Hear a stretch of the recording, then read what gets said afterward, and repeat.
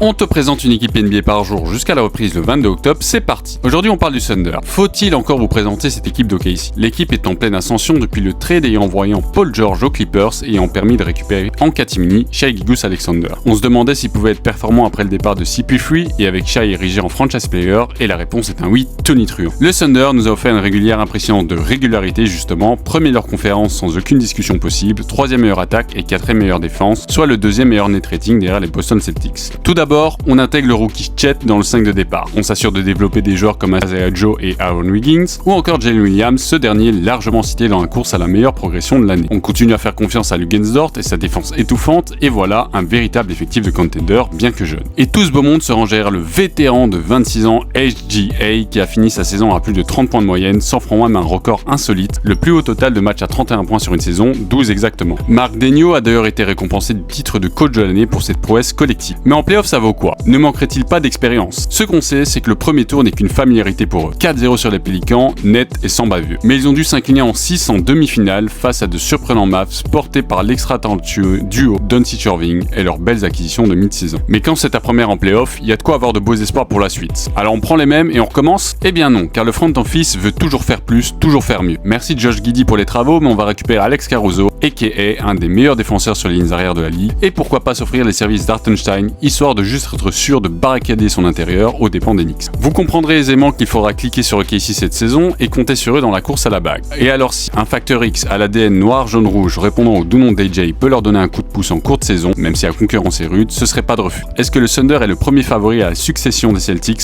Pensez à vous abonner et à liker, et on se dit à demain pour une nouvelle preview.